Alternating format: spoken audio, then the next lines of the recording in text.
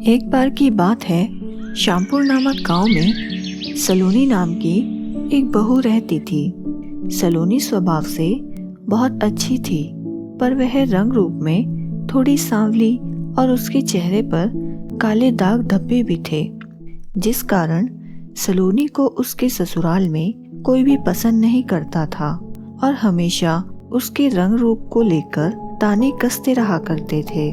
सलोनी की दो नंद थी, नीलम और नीलू। वह दोनों हमेशा सलोनी को परेशान किया करती थी। एक दिन उन दोनों की दोस्त उनसे मिलने उनके घर आती है। तभी सलोनी उनके लिए जूस लेकर आती है।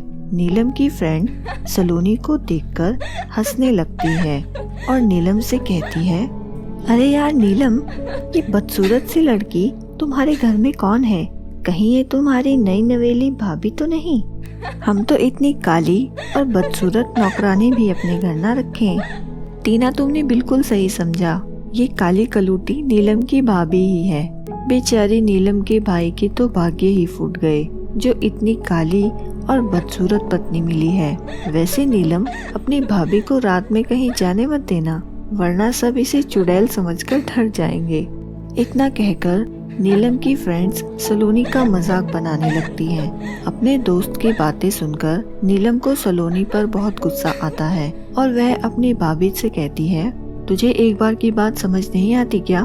मैंने तुझसे कितनी बार कहा है, अपनी काली शक्ल लेकर किसी के सामने मत आया कर। आज तुम्हारी इस काली शक्ल की वजह से मेरी कितनी इंसल्ट हुई है। जब देखो मुंह उठाकर चली आती है ये काली शक्ल लेकर। सारा मूड ही खराब कर दिया। सलोनी अपनी नंद की खरी खोटी बातें सुनकर और अपनी आंखों में आंसू लेकर वहां से चली जाती है। सलोनी को अपने काले रंग की वजह से बहुत कुछ सुनना और सहना पड़ता था। ऐसे ही समय बीत रहा था। फिर एक दिन सलोनी की सास सलोनी के पास आती है और सलोनी से कहती है, सुन कलमोही, आज मेरी बेटी नीलम को देखने लड़के वाले आ रहे हैं। घर की अच्छे से सफाई कर देना और सारा खाना भी बना देना। और हाँ, इस काली सूरत को लेकर कहीं दफा हो जाना, वरना हमारी तो नाक ही कट जाएगी कि कितनी काली और बदसूरत बहू है। लेकिन मम्मी जी, मैं कहाँ जाऊंगी? आपको तो पहले से ही पता था ना कि मैं काली हूँ और मेरे चेहरे पर दाग धब्बे भी हैं। तो फिर आपने मुझे अपने घर की बहू क्यों बनाया?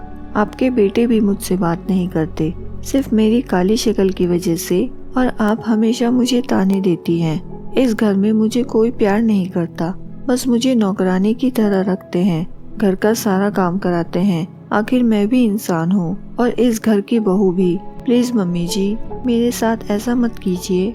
अच्छा, बहुत जबान चला रही है। क्या तुझे नहीं पता मैंने तुझ जैसी काली कलूटी को अपने घर की बहू क्यों बनाया? क्योंकि तेरे बाप ने मुझे बहुत सारा दहेज और कैश दिया था। तुझ जैसी शक्ल वाली को तो मैं कभी अपने घर की बहू न बनाती। अब खड़े खड़े मेरा मुंह ही ताकती रहेगी या घर का कुछ काम भी करेगी? मनहूस, मेरी तो मति ही मारी गई थी, जो तुझ जैसी काली कलूटी को दहेज के लालच में अपने घर की बहू बनाया और अपने बेटे के भाग्य में अंधेरा कर दिया।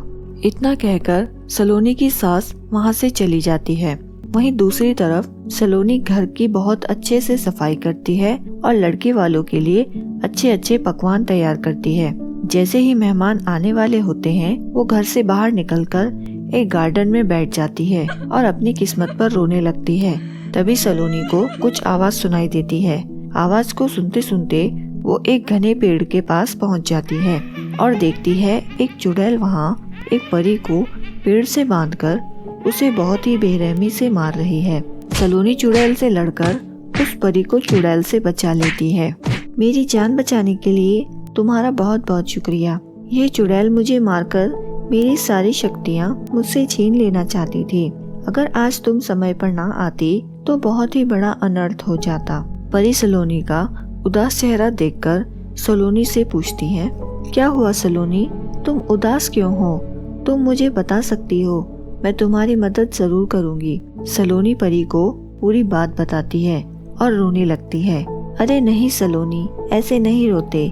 इंसान की सुंदरता उसके रंग रूप से नहीं, बल्कि उसके दिल से होती है, और तुम दिल की बहुत अच्छी हो, इसलिए मैं तुम्हें ये जादुई मेकअप किट देती हूँ। जब भी तुम इस जादुई मेकअप किट से मेकअप करोगी तुम बहुत ही सुंदर हो जाओगी। सच में परी जी, ये जादुई मेकअप किट मुझे सच में गोरा कर देगी?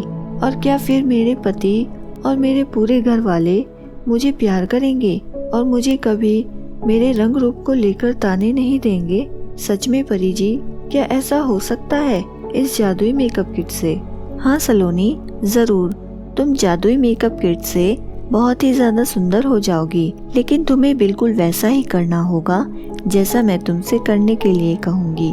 परी सलोनी के कान में धीरे से कुछ बताती है और सलोनी समझ जाती है कि उसे आगे क्या करना है और वह उस जादुई मेकअप किट से अपने फेस पर मेकअप कर लेती है। जैसे ही सलोनी उस जादुई मेकअप किट से अपने फेस पे मेकअप करती है तो सलोनी बहुत ही ज्यादा सुंदर हो जाती है, बिल्कुल एक राजकुमारी की तरह। वहीं दूसरी तरफ सलोनी को बाहर गए हुए बहुत देर हो गई थी। तभी नीलम अपनी माँ से कहती है, माँ, अभी तक वह काली कलूटी वापस नहीं आई। लगता है अपनी किस्मत को कोसते हुए किसी नदी में कूद गई है। अरे नहीं बेटा, वो कलमुही इतनी आसानी से हमारा पीछा नहीं छोड़ने वाली। रो रही होगी किसी कोने में बैठकर। ऐसे ही बहुत दिन बीत जाते हैं। सलोनी घर वापस नहीं आती। उसके ससुराल वाले भी उसे मरा हुआ मान लेते हैं। जब सलोनी का पति राहुल कार से अपने ऑफिस जा रहा था तभी कार से किसी लड़की को टक्कर लग जाती है।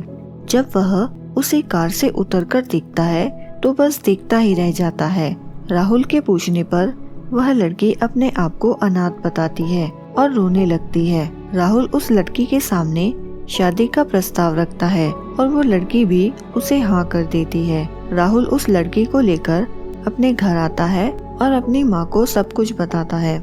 लड़की की सुंदरता और उसका रंग रूप देखकर राहुल का पूरा परिवार बहुत ही खुश हो जाता है, पर उनकी ये खुशी ज्यादा दिन तक नहीं चलती।